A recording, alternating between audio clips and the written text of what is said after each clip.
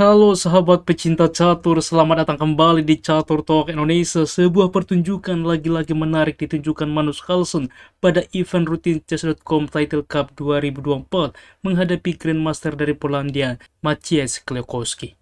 Dan baiklah, kita langsung menyimak bagaimana permainannya berlangsung. Magnus Carlsen mengawali langkah dengan pion ke 4 sebuah pembukaan yang cukup menarik kadas opening. Dan hitam merespon dengan pion ke D5, tentunya mencoba juga mengambil sentral. Pion ke D4, kuda ke F6, dan E3 saat ini mempersolid pion dulu satu sama lain.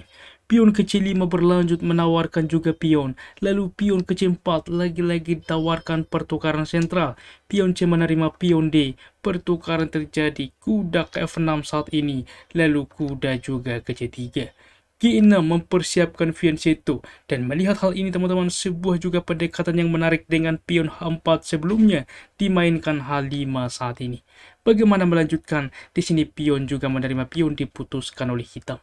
Sebelumnya teman-teman memang cukup serba salah. Apabila pion menerima dibuat, tentunya Magnus Carlsen akan tertawa karena juga menumpuk benteng. Apabila kuda misalkan menerima, masalahnya meninggalkan pion sentral teman-teman. Dan ini wajib kembali, karena apabila kuda ke A5 akan rentan terjebak terlebih dahulu bahkan menerima kuda.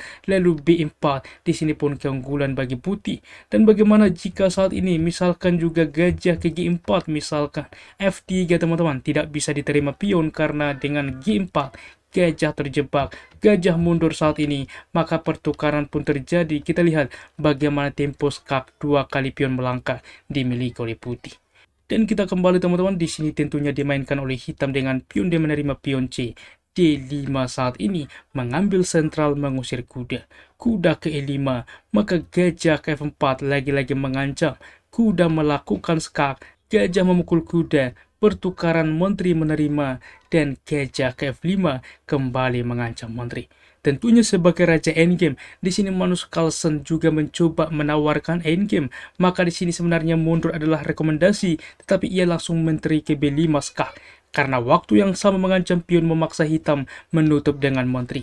Maka dengan hal ini tentunya Magnus Carlsen sebagai raja endgame langsung menukarkan menteri skak. Gajah menerima, pertukaran juga pion H terjadi, pion F menerima, kuda ke F3, dimana juga ke sentral ke depan, mempersiapkan juga rokade.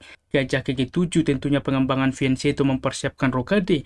Di posisi ini bahkan rekomendasi nomor 1 dari komputer, rokade sayap raja adalah sesuatu hal yang bisa dimainkan oleh Magnus. Tetapi Magnus Carlsen memilih rokade sayap menteri teman-teman, langsung ke depan mensupport juga pion.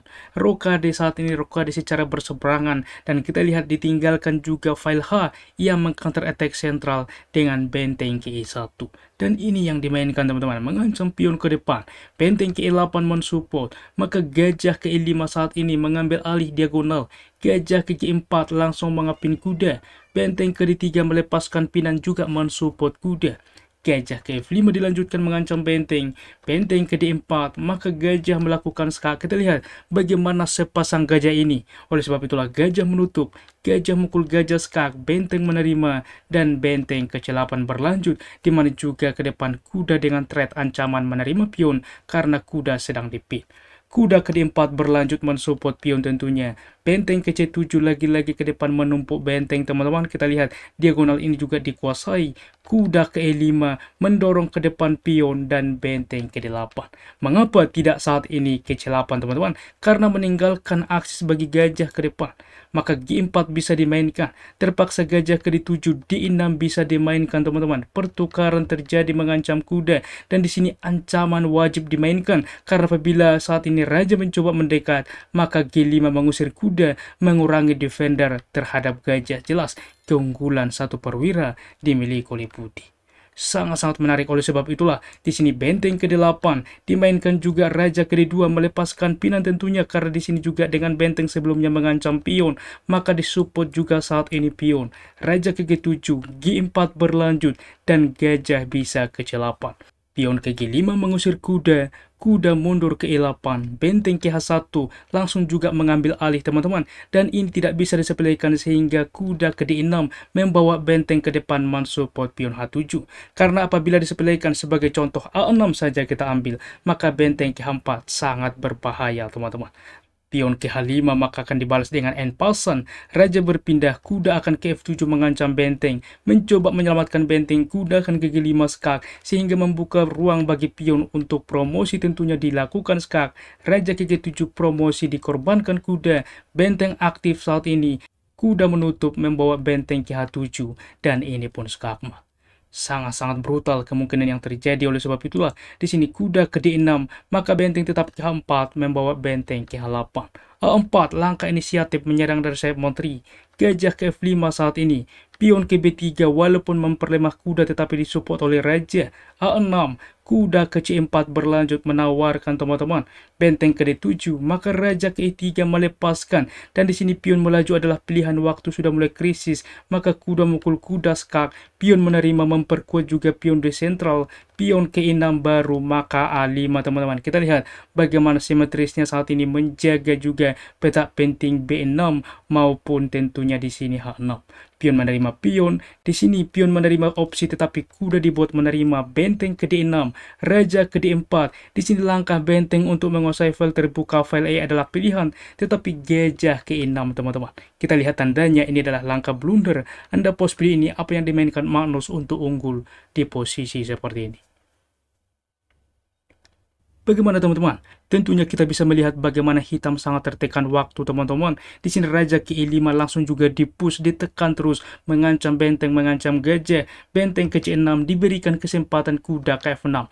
Walaupun tentunya kuda ke E7 adalah pilihan terbaik, karena kemanapun benteng melangkah teman-teman, gajah akan tumbang. Jelas keunggulan satu perwira. Tetapi Magnus mencoba memberikan ruang, ia kuda ke F6 memberikan tekanan terhadap pion teman-teman. Gajah tidak dicoba untuk mensupport, tetapi H5 dimainkan, maka en passant pun terjadi, raja ke F7, dan di sini kuda mundur pilihan tetapi benteng ke B1 mencoba mengancam karena waktu sudah krisis teman-teman. G5 dimainkan dan bahkan kita lihat waktunya juga sudah mulai habis. Di sini menerima pion skak, raja berpindah benteng ke D4. Kita lihat waktu dari hitam habis dan di sini juga ia menyerah. Sebelumnya teman-teman, sebelum G5 ada hal yang menarik dimainkan, bahwa B5 adalah pilihan yang bisa dimainkan. Misalkan en passant, gajah juga mengancam benteng teman-teman, dimana juga membuka benteng, mengancam juga kuda. Benteng ke B2 maka benteng menerima kuda B7, maka dilakukan skak. Apabila berpindah akan di forking pion ke depan, raja ke D4, G5. Apabila juga ke petak terang dilakukan skak, ada potensi gajah ke depan mengancam pion, mengancam benteng, maka benteng ke H2. Di sini benteng melakukan skak, raja berpindah, gajah ke 4. Jelas ini pun kompensasi dan masih sangat komplikatif. Akan tetapi karena juga tekanan waktu G5 maka terjadi diterima pion, raja berpindah, benteng ke D4, ancaman satu langkah dan di sini menyerah karena waktu juga sudah habis. Karena benteng ke 8 mencegah maka raja menerima gajah, menerima pion, misalkan benteng ke F7 adalah skakmat. Sangat-sangat menarik teman-teman. Berikut adalah tingkat akurasinya.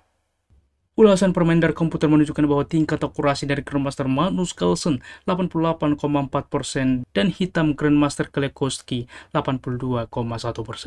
Demikian ulasan catur menarik hari ini. Jika suka jangan ragu pencet like yang membuat kami semakin bersemangat lagi di dalam mengupdate konten catur menarik lainnya. Catur Yes Indonesia Jaya, keep sharing and keep loving. Bye bye.